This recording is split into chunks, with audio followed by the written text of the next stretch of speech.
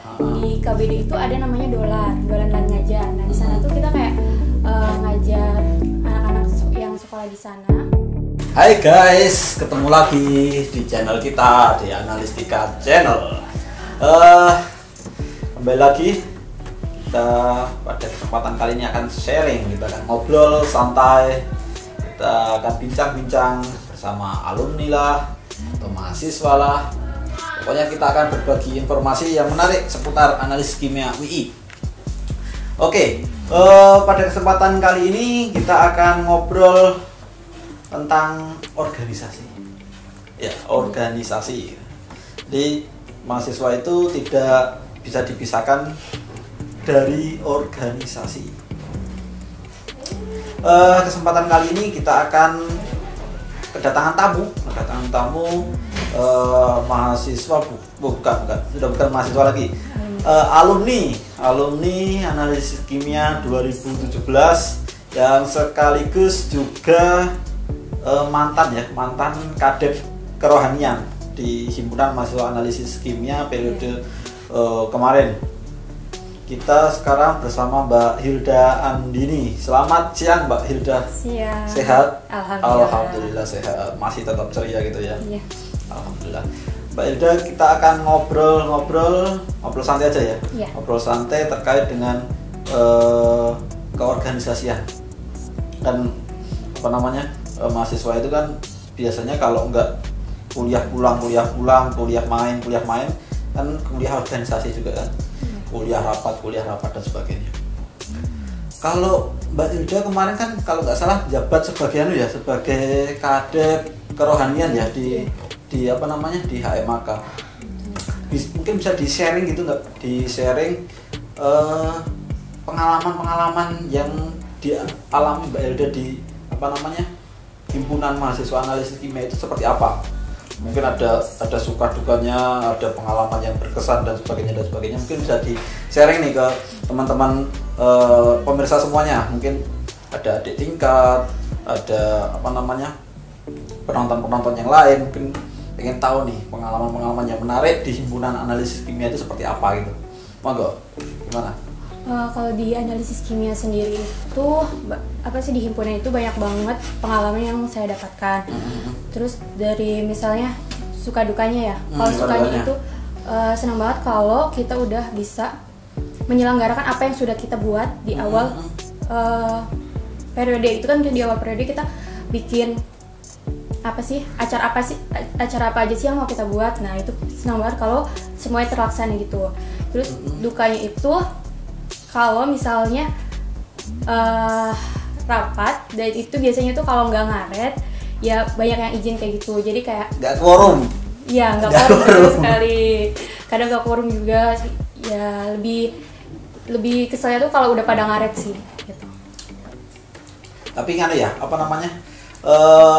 program kerja yang disusun di awal tahun periode itu sejauh keikutsertaan Mbak Hilda di organisasi itu semuanya terlaksana. Untuk di departemen saya sendiri di departemen saya sendiri itu alhamdulillah semuanya terlaksana. Walaupun pasti ya kalau acara itu pasti ada problem kayak gitu, ada masalah-masalah, tapi alhamdulillah semuanya terlaksana. Oke, kalau nggak salah juga pas di kepengurusan Mbak Hilda ini mulai dibentuk acara kayak kajian rutin shaker itu mulai ada pas periodenya Mbak Hilda ya. Sebenarnya kalau shaker sendiri itu dulu namanya itu bukan shaker, jadi dulu tuh namanya tuh karbonil. Itu udah ada dari periode sebelumnya. Nah, pas periode tahun 2019 itu tuh diubah namanya menjadi shaker. Untuk kegiatannya sendiri itu masih sama, kajiannya itu dilaksanakan 2 minggu sekali. Cuma kalau untuk misalnya ada kayak UTS UAS itu diberhentikan terlebih dahulu buat fokus ke belajar gitu. Oh gitu. Terus itu kenapa dari karbonil itu berubah ke shaker? Itu apa yang mendasari dan yang membedakan dua kegiatan itu apa? Sebenarnya mas, karbonil sama shaker tuh sama, cuma kita ubah namanya aja. Oh, gitu. Jadi kayak biar lebih menarik, kita ganti nih apa nih. Jadi kepikirannya ya udah shaker aja. Shaker kan ada tuh di alat laboratorium ya, kalau nggak salah itu ada namanya shaker. Jadi ya udah kita shaker aja, itu kan kepanjangan dari shaker sendiri, sharing keislaman rutin. Oh udah, gitu. kayak lebih enak aja gitu. Oke. Terus kalau nggak salah juga di periode ini apa ya, mungkin karena kita sedang berada di situasi pandemi juga ya. Shaker itu sekarang juga kita pakai via media online gitu ya. Iya, benar. Jadi tetap jalan, cuman kita nggak boleh nggak boleh menyerah dengan keadaan nih. Kondisi masih pandemi, kita terbatas berkumpul, ruang dan sebagainya. Cuman kita fasilitasi dengan media online ya. Iya. Jadi istilahnya dakwah tetap jalan terus ya. Iya, pasti. Luar biasa, alhamdulillah. Terus kalau Mbak Hilda sekarang kesibukannya apa Mbak? Setelah kemarin kan udah masa kepengurusan selesai, terus baru untuk tingkat akhir kan biasanya fokus untuk TA itu kan. Dan alhamdulillah kan Mbak Hilda sudah kelar semua ya. Alhamdulillah sudah kelar semua. Udah yudisium. Terus sekarang kesibukannya apa nih? Kesibukannya itu sebenarnya di kosan aja. Nah, masih di kos? Iya, masih di kosan. Dan insya Allah bulan depan mau selesaiin kosan. Itu selama di kosan itu kayak cari kesibukan. Dulu kan jarang banget baca buku ya. Jadi sekarang lagi coba-coba baca buku, walaupun itu abisnya tuh lumayan lama waktunya. Terus buat jaga kesehatan pastinya mencoba buat lari setiap pagi rutin gitu. Oh, udah rutin? Rutenya mana rutenya? Apa? Rutenya mana? Cuma muter kosan aja sih. Sekitar kosan aja gitu. Yang penting ya lari lah ya intinya. Terus kayak buka-buka tentang apa sih, ini kan udah selesai ya, pasti udah mau ngelamar pekerjaan. Jadi kayak cari tips trik buat ngelamar kerja gimana sih yang baik, buat wawancaranya, buat bikin CV-nya gitu. Udah bikin? Belum sih, masih proses sih. Kalau nggak salah mungkin nganu juga sih, di himpunan itu juga ada bagian atau bidang yang itu ya untuk IT dan untuk yang bisa memfasilitasi mungkin pembuatan CV atau pokoknya online kayak gitu, ada nggak? Apa ya, kalau itu sejauh ini belum deh kayaknya. Belum ada. Tentang pembuatan CV kayak gitu. Itu kayaknya bisa masuk di salah satu divisi departemennya himpunan itu kayaknya ada yang untuk, aku lupa itu namanya. Mungkin nanti kita keep dulu guys. Dulu nanti kita akan bahas di part-part selanjutnya. Itu ada itu jadi bagian bidang di himpunan, nanti bisa masuk tuh di situ. Menarik juga nanti kalau ada pembelajaran tentang pembuatan CV dan sebagainya. Kayaknya setahu Mbak Hilda kalau untuk bidang-bidang yang ada di himpunan itu dari tahun ke tahun tetap atau kita boleh melakukan perubahan gitu? Di bidang-bidang apa sih nama departemennya atau misal kurang nih, kayaknya kita perlu nambah departemen nih, itu bisa nggak untuk tahun pengurusan keorganisasian? Setahu Hilda ya Mas ya, itu bisa. Jadi tergantung dari periode yang melaksanakan himpunan pada saat itu. Gitu. Itu kesepakatan dari periode tersebut. Soalnya kan kalau kita lihat juga yang di pemerintahan nih, kabinet kepresidenan gitu kan, itu kan dari satu periode kabinet dengan periode kabinet yang lain kan mungkin ada beda kan. Ada yang 2 kementerian di merger, ada nambah kementerian baru, ada yang 1 di split jadi 2 dan sebagainya.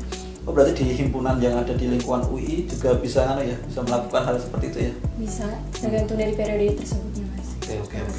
Jadi mungkin jadi mungkin untuk adik-adik mahasiswa yang sekarang sedang atau nanti akan megang himpunan mungkin bisa mengkaji dulu tuh.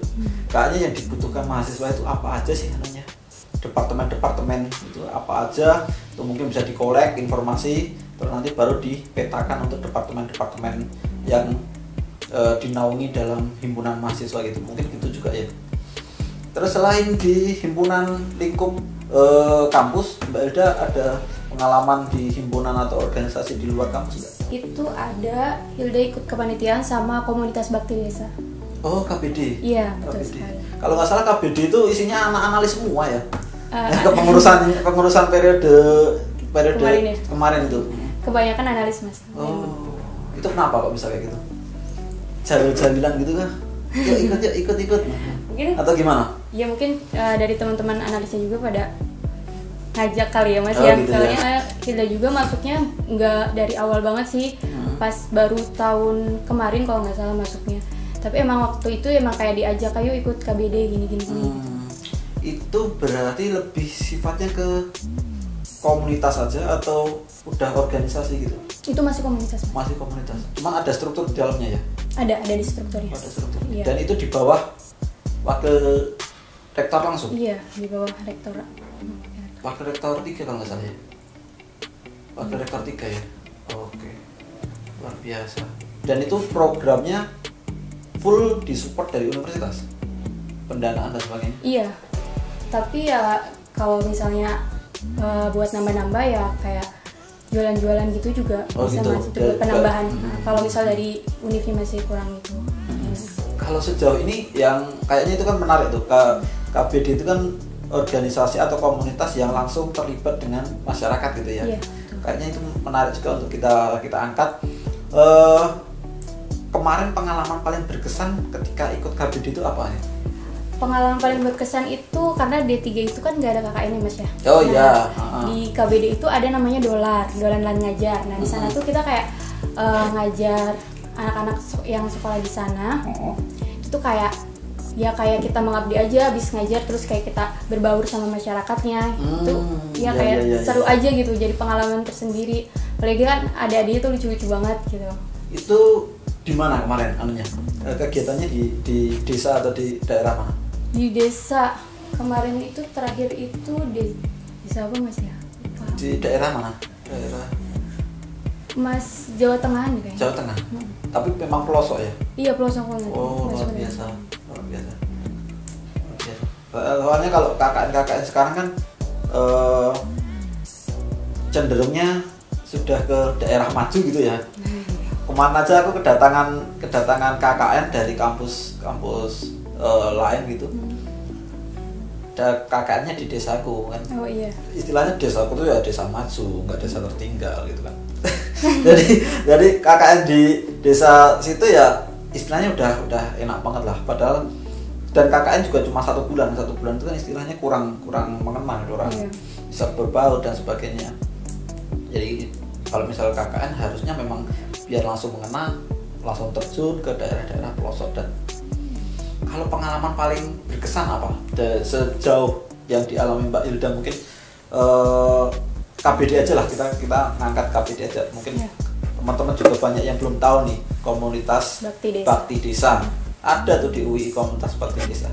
Mungkin apa nih pengalaman yang paling berkesan yang tidak terlupakan gitu? Yang tidak terlupakan itu di KBD sendiri itu kan kebersamaannya tuh kuat banget ya. Jadi kayak dia tuh kekeluargaannya tuh kayak erat gitu mas. Nah di KBD karena satu visi itu tadi ya. Iya. Terus kan waktu itu juga kan kegiatan yang dolar tadi itu tuh kan nginep.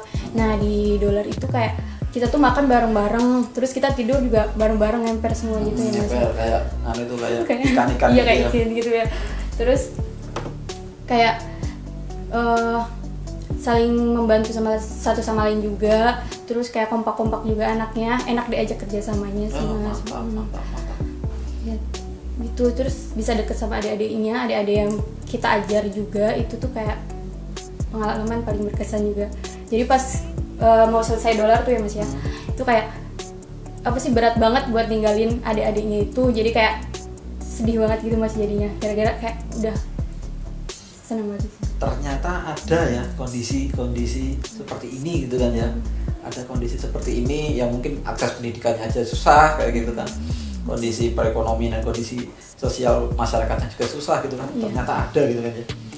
Terakhir Mbak Elda, ada nggak sih korelasi antara aktif di organisasi dengan mungkin pembentukan karakter kita atau kelancaran studi kita dan sebagainya? Mungkin ada yang mikir kalau aku organisasi terus-terusan mungkin studiku terbengkalai nih, jatah main berkurang dan sebagainya. Ada nggak korelasi itu? Sebenarnya tuh dari ikut organisasi tuh kita tuh banyak banget dapat pengalaman ya. Terus dari organisasi juga kita tuh kayak nemu banyak teman-teman baru. Terus bisa sharing-sharing sama teman baru. Itu tuh kayak seru aja. Terus dari organisasi juga kita bisa memanage waktu kita. Terus bisa apalagi ya? Belajar buat public speaking. Terus banyak deh sebenarnya yang kita dapat dari organisasi itu. Mengaplikasikan langsung gitu mungkin ya. Iya, mengaplikasikan langsung. Bisa mengaplikasikan langsung ke masyarakat, atau kita bisa memanage orang, biasanya memanage cuma benda mati, sekarang memanage makhluk hidup dengan segala dinamikanya kayak gitu. Iya, ya. bener banget Mas. Karakter yang berbeda-beda kan ya Mas ya. Berbeda-beda kayak gitu. Nanti belum ada lagi konflik of interest, ada gesekan, ada marhan dan sebagainya kayak gitu ya. Luar biasa. Banyak sekali pengalaman-pengalaman yang bisa di sharing dari keorganisasian. Luar biasa. Terima kasih Mbak Hilda. Kayaknya 10 menit 15 menit nggak akan cukup kalau mau membahas banyak sekali hal-hal yang bisa dibagikan lewat pengalaman organisasi gitu ya. Mungkin nanti bisa kita buatkan lagi part 2, part 3-nya. Siap. Mantap. Sukses terus untuk karir kedepannya. Iya, terima kasih Mas. Oke, guys, tak terasa waktu sudah berlalu padamu. Kita akan balik lagi dengan tamu-tamu yang lain, dengan topik-topik yang berbeda. Pokoknya tetap stay tune terus di Analistika Channel. Tetap sehat, tetap bahagia, tetap mantap, dan tetap enak. Analis Kimia Jaya.